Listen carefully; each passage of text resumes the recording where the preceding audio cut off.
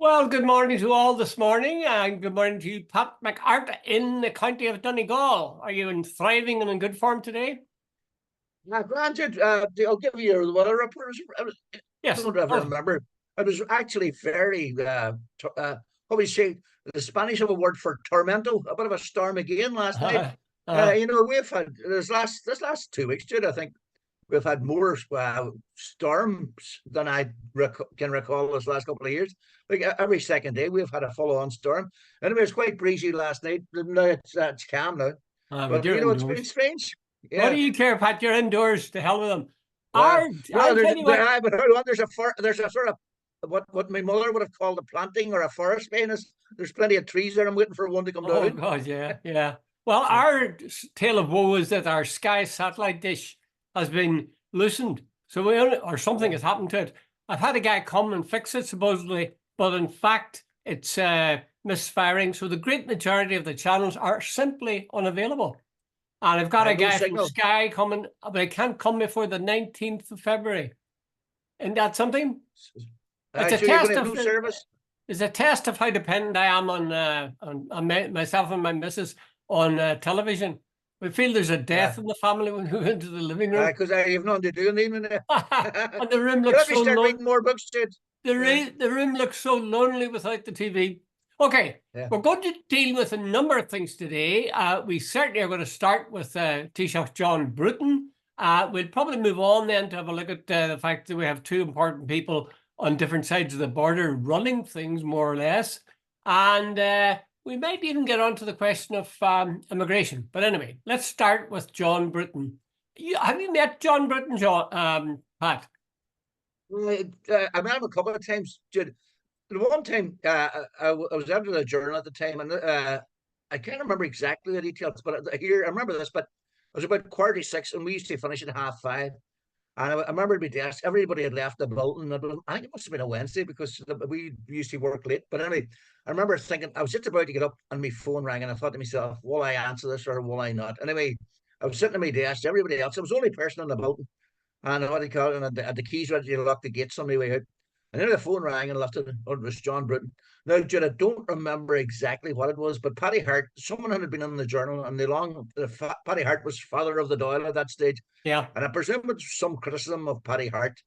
And Paddy had got on to Bruton to sort of ring me to sort of to complain about Finn Gael. Now, Jude, I presume it was probably something like divorce or abortion or something like that. Paddy's position on it. That's what I'm thinking. I mean, but Bruton came on. Now, after you see this, he was a gentleman. He was a very nice man and all the rest of it. Not it wasn't roaring and shouting, and he was very, very sort of civilized. And everybody said that about him on a personal level. He was a very decent sort of man and all the rest of it. But anyway, and I met him when I was working in RT. I met him in the Dáil, and I think there's two or three people there, and he was there, and he had a quick cup of coffee with us, as far as I remember. And he was a nice man then too. Now, politically, you can have a very different view of him, Indeed. and a lot of people Indeed. do. So, I anyway, met what him is your twice. opinion of him? I like yourself. I met him twice. Once I think was on the occasion of the Enniskillen bombing. I think it was some sort of service held, and I was down there, and I had a tape recorder with me, and I think I interviewed one or two people. But I was just going back to the car after it. I was going down a hill, walking towards my car, and I noticed Bruton standing with some of his bodyguards or colleagues. So I nipped across and said, "Excuse me, Taoiseach, could I just have a few words?" And he was quite accommodating. I can't remember a Yeah. thing that he said, but he was very pleasant, very agreeable. I really didn't think I had a chance of getting to say anything, but he was quite open. He didn't know me from a hole in the ground, but he was still prepared to listen to and say something. The second time I not met him, but actually talked to him was a book, one of these books that I put out. I think maybe it was The Border and Brexit or something. And I had arranged, I was really pleased. I'd managed to get him to do an interview. I thought I'd never get an ex-Taoiseach for an interview. Yeah. So I was quite excited. And of course, what did I do? I forgot about the bloody thing. I Oh, forgot that I was Jesus. supposed to ring him at a certain time, like 6 Yeah. o'clock. I looked at my watch, it was 8:30. Oh, jeez. Oh, how am I going to get around this? So I rang him up and I said, listen, I'm so sorry, so sorry. And he said, no, not at all, not at all. That was it. Wasn't that. He just brushed it aside. I like you on a personal note. He was a splendid guy. Now, he was a Yeah. good stout farmer. He was Mm. also, I would say, fairly he was quite a religious man, but I would say Mm. religious in a very conservative kind of way. Dare I say, a right wing Catholic. Um, Yeah. but and a right wing politician too, for that matter. But as you say, it's Uh, very important to get the man separated from the policies the man might politics. espouse. They're not the same thing necessarily. Yeah, well, I always thought about, yeah. Apparently, Jude, I remember about somewhere in 1980s. I think it was somebody, a colleague in RT told me, "Hey, McArt, Bruton," he says his farm was worth something like 4 million. Mhm. Jude, 4 million at the time, so he was extremely wealthy, and Yeah, he would have been very much at home on the backbenches of the Tory party at Westminster. yeah. The old colonels and all that sort of stuff. Mhm. And he was rabidly anti-Republican, very Yeah. much so, and he belonged very much to. Now, the strange thing was that socially, as you mentioned there, he was very conservative, but for the greater good, I think, of the party and on the country, he voted, or he promoted divorce on the basis that he said it was not everybody in this country was of the Catholic faith. Not everybody, marriages broke down and so on. So even though he was not a personal advocate of it, he actually sort of went with Fine Gael's policy on Yeah. promoting divorce. Yeah. So Yeah. he was a man of he believed in sort of civil liberties, that sort of way. Now some people will condemn him for that, other people will admire him for that. Mm. But like on a personal level, as far as I'm aware, he was Uh, not in favor of divorce. I wonder if you think he was he a very intelligent man or not? There's a good question. Now, remember, I think he was elected to about 1969. Now, I'm open to question all that Yeah. sort of stuff because I'm never very good at detail. And about 1982, he was the Minister for Finance in Garrett Fitzgerald's government. Mm. And he introduced, what do you call it, VAT on children's shoes and children's Oh clothing. yes, I Now, remember that. Jim Kemmy, who was independent from Limerick, Mm. Jim Mm. Kemmy was a real uh, socialist, and he said, "I can't back this government." This was a time of austerity. Mhm. It was Mhm. the last big economic crisis, and I think it was 18% VAT. Britain was putting on children's shoes and children's clothes, and Kemmy blocked it, and the government fell. So you sort of got to ask yourself, that wasn't a very smart move. Mm. Surely before a budget, like he should have sort of did a driving course with somebody through it and sort of said, Yeah. "Is this okay with you?" Aye. But he Aye. didn't. So the Aye. government fell, and anyway, eventually he became a leader of Fine Gael, and then they became Taoiseach. I think was it what was it? About 93 to 97, something like that. Something like that. It was the Rainbow Coalition. Aye. He was in it with Democratic Left and Labour. But Aye. every time I remember, John Major was on power at the time, and every time I used to hear John Major saying, "I admire the teacher for the courageous step he has taken." I used to go, "What is he giving away now?" I think the British knew how to play him. Yeah. Well, I think like you don't get to be Taoiseach because you're stupid. You've No, got to know. It must be a fairly shrewd guy in terms of judging people and policies and so on to get to the top of the greasy pole. yeah, On the other hand, when I saw the clips of him that were on TV in recent days, I remembered that sort of nervous little giggle that he had. yeah. Um, and I like, I've said this before, I like my leaders in their public appearances to be people that I feel comfortable with, that I know they're going to Yeah, really handle themselves well. I'm not sure yeah. John Bruton I would have felt that way about John Bruton. I think his brother, actually, if anything, was more impressive figure on the box than he was. So I'd have those Richard, reservations. I'd also have serious reservations about him in terms of his attitude to Republicans. I think he was one of those people who encouraged the people of the South to think of the people in the North as a bit crazy and certainly very separate. And I'd be opposed to those. I think it was a real disservice to the state. Judy, well, now that you brought up, he was a man who said 1916 shouldn't have happened, and he I was not, remember it now. that to me was the ultimate West Britism. That's up there with Owen Harris and Ruth Dudley Edwards. Well, but Pat, when you think about it, that's consistent. If What do, he's what do you against mean? violence, he's consistently against violence, isn't he? to say, Jesus, what do you call it? The Brits and Americans, and I'm not any far left here. This last while, I've revised my opinion. They're up to their eyeballs. They've been up to their eyeballs in violence all their lives. oh yeah, yeah, Why would Bruton or anybody turn around and sort of admire the Brits and sort of say, like, we there was a country here, Ireland, in 1916, where well, they were nearly going to get introduce conscription. mm, Poverty levels were unbelievable. mm, Ireland was treated as a sort of vassal state. Even after the memory of the famine was still strong, like it was only what yeah, 50 years earlier type thing. uh, So, like the people of Ireland, you should remember even in the lockout of 1913, yeah, yeah. there were people eating rats in Dublin. Mm. Jesus Christ, this was not a good, Well, I agree with everything you said, and I would be of a similar mind. There's certain things that's very, very difficult to put up with, and sometimes it results in violence in order to get an end to them. But I also admire enormously people who say, no, I'm not going to use violence in any circumstances. Gandhi, Quakers, whatever. And if John Bruton, if he was consistent, and I'm not sure he was, but if he was consistent, then if he was opposed to violence in the North during his life, it would be a logical thing to say, well, I was opposed to violence in 1916 as well. I don't admire that judgment, but I have to take my hat off. I don't buy that for a second. He was a big law and order man, and all these. I love these people who condemn Irish republicanism and violence, but have no problem with state violence because the people are wearing a uniform. No, acknowledge that. Yeah, that's a good one. A good Yeah. corrective there, Pat, I must say. And there is that tendency we have, and you see that all the time, don't you? Politicians saying, oh, the people are using violence. And meanwhile, there's police and soldiers on the street with guns. I'm beating the shit out of people. Like, and I'm digressing, but that's Orgrave, the miners' strike. Yeah. God, I'm going to look at Thatcher that tonight. Thatcher accused the miners, and if you really watch it the other way around, the real thugs were the police. Absolute real thugs. The government gives them a free run. They told them basically, do whatever you have to do to beat these people. And they did beat them literally.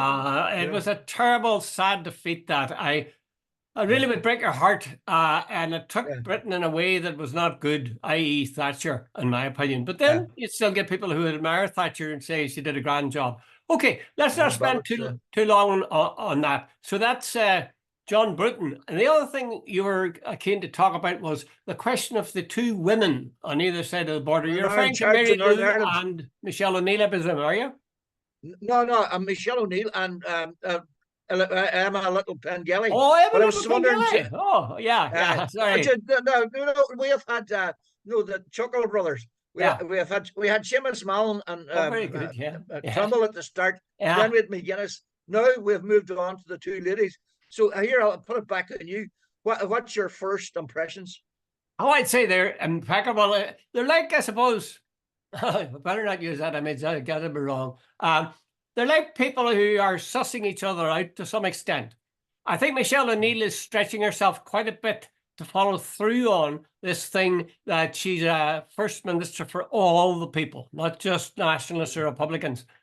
Today, she's in attendance at a passing out parade for PSNI people, new PSNI officers. Right. I gather there's only about 6 of them. So the press and the politicians will be in the majority. Just a small number of people. But it's the first time, I gather, that a Sinn Fein leader from Stormont has gone to this.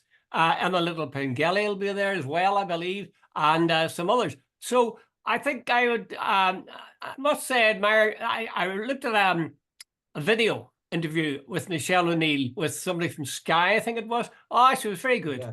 Very good. Yeah. I thought she was very good the day she was inaugurated, so to speak. And I think she's handling herself very well. She's still speaking at some speed, a rate of knots, but not excessive rate of knots.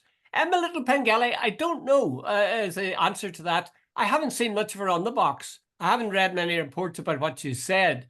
I suspect, I'd like to think she'd be a woman who would come without bitterness or, prejudice or a sort of a blank face to somebody who's a Republican, i.e. Michelle O'Neill. I think she's got the makings of being a decent leader, maybe. Yeah. No, there was I was thinking, Jude, for such a historic week, it's been very, very low key. That's the first thing. Yeah. Secondly, this it seems that there seems to be an acceptance by everybody, all sides, that the 3.2 billion is not anywhere near enough. No, no, no, no, You no know, chance. that No chance. Northern Ireland, the wage levels and the Mm. infrastructure and the investment has been so left behind the mainland that for Northern Ireland to catch up, a lot more than 3.2 billion Oh is yeah. needed.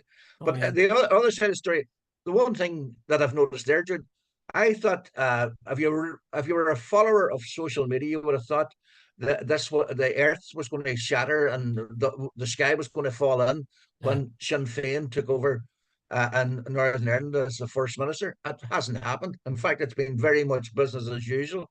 And the other thing I thought was, I would genuinely thought last Saturday morning, if back again to if you looked at Twitter, Facebook, and all the sort of hardline loyalists, I was expecting massive protests. I thought the gates of Stormont would be placards and all that. If it happened, I think a lot of people, on both sides just said, "Look, wait a minute, this has gone far too far. We have the worst waiting lists in Britain.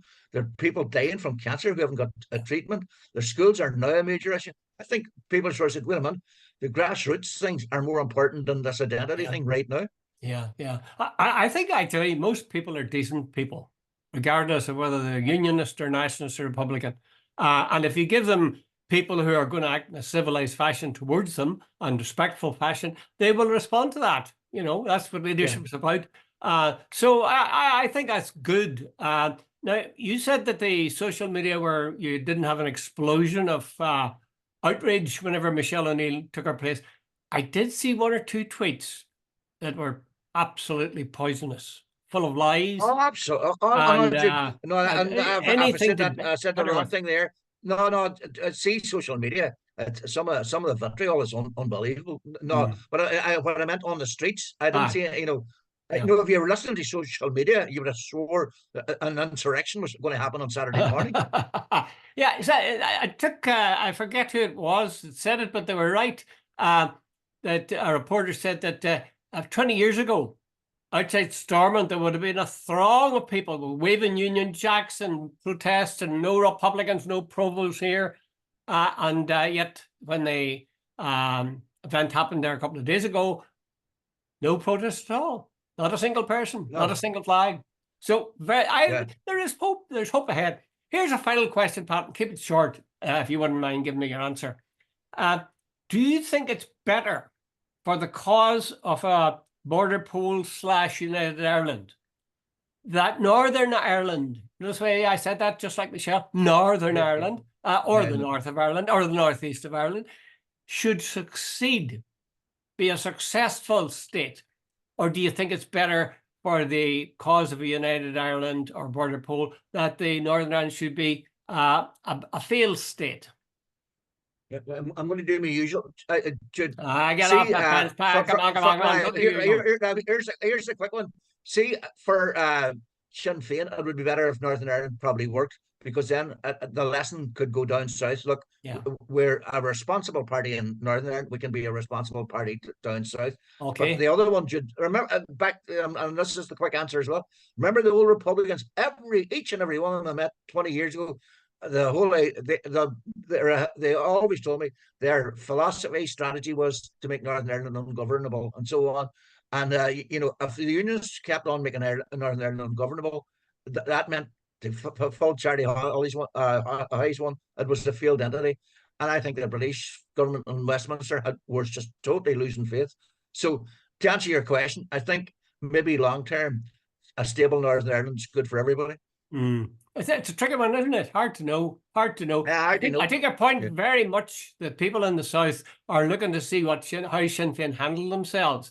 And if they yeah. see Sinn Féin making mistakes up here, there are guys down there who will be delighted to see that. But 75% of the media, if Sinn Féin put a gold bar through everybody's letterbox, they would still say there should have been two. I'm glad you said through their letterbox. I thought you were going to say something Yeah. else. Okay, let's go from there. It's not too far a leap, actually. It's to the polls. The Irish Times this morning, I think it was, noted a significant shift. No, it was yesterday actually. A significant shift in the mood of voters, according to this opinion poll. And the one thing that strikes them most is the fact that Sinn Féin have slipped about 5% over the last couple of polls. And it points out that, okay, Sinn Féin's still about 5% ahead of either Fine Gael or Fianna Fáil, but the combined vote of Fine Gael and Fianna Fáil give their second preferences to each other. They'll come out with about 44% and there'll be no sweat. They'll form the government again. That sounds sort of cut and dried when you put it like that. And yet most people say, oh, Mary Lou's the Taoiseach in waiting. How do you square that circle, Pat? With the greatest respect, Dr. Collins, I pointed that out before. Oh, yeah, right. I wasn't listening. I fell asleep. Tell me it. Say it interestingly this time. No, Jude. Okay, right. 2 or 3 things. Number one, Sinn Féin have dropped about 5%. Yeah. And I think the catalyst for that was the riots in Dublin. And I remember at the time, it just struck a wrong chord with me. Mary Lou coming out and criticising. She said she was criticising the Gardaí and the government. Yes. I remember you saying that, Pat. Not the ordinary people. And Jude, I don't think that was the time for making politics. She just should have condemned the thugs and kept the politics for later. She should have just said, I support the government and whatever reservations, she could have kept them for a week or two.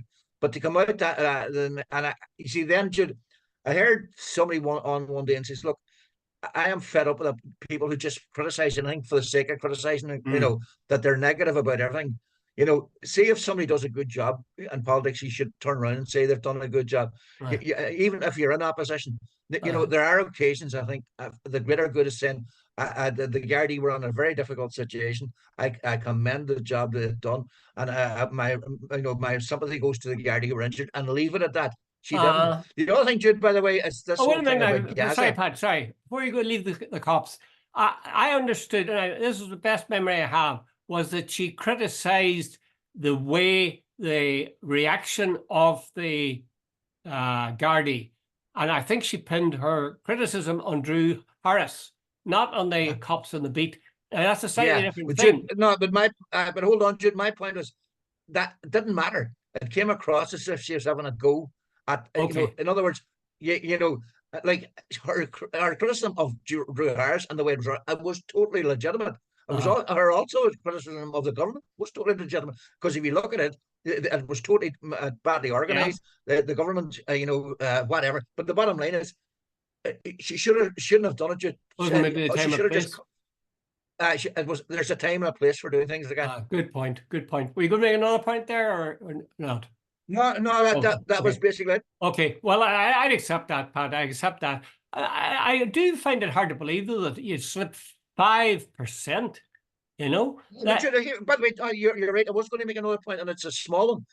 By the way, know this thing about Gaza, about going to Washington on St. Patrick's Day? Yeah. Oh, yes. I think that has really pissed off their own supporters, big time, dude.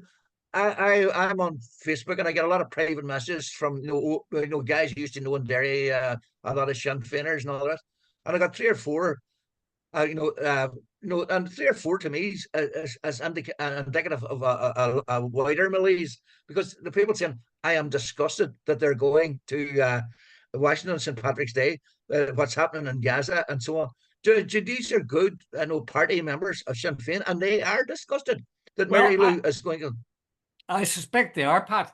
I also suspect they're wrong, because I have sort of argued that they have no choice but to go. Oh yeah, because if they don't go, next year, who's going to be invited then? They might. I mean, the Irish connection, Ireland's connection with America is Irish Americans is very, very important. It was very important for the Good Friday Agreement. It was very important for foreign direct investment, and it'll continue to be very important.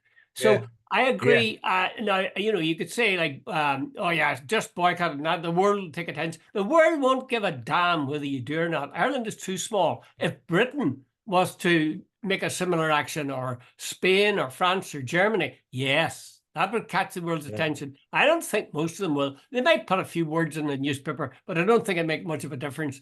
And I think there's always a danger of doing the reflex action thing. Something's bad, so, oh, God, I have to do this. Stop and think. one thing I did a blog on it. I said we used to, whenever decisions were being made about what policy people should follow in regard to people who were hurt in the Troubles, they said the people who should be consulted and should guide this should be the victims. That is, those who have lost loved ones or whatever, not politicians who are outside it. So the politicians should take their cue from people who were victims. Now, the Palestinian ambassador to Ireland has said that, well, she was at the Sinn conference, but she has said that she has no objection to Sinn Féin or anybody else going there, as long as when they get there, that they don't then pretend to ignore what's going on in Gaza.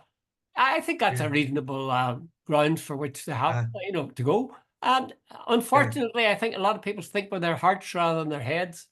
Well, Jude, here's the thing, right? Say in 2 weeks' time, say Sinn Féin announced today that they're not going. Yeah. In a fortnight's time, that's announced that there's a ceasefire and there's a deal on Gaza. They're going to look very stupid. Secondly, the access. Oh, no, not necessarily, Pat. They might put that down to the fact that when Sinn Féin went to DC, that they in fact talked straight talking, and that was the reason. No. This is only February. That's March 17th. So if there's a deal done within a I fortnight, see. Yeah. And then they've refused to go to on the 17th of March, and the deal's done. Oh, right? Yes. It's a great opportunity missed. And can you imagine the media down south? Here are these morons. They indicated they weren't going to Washington.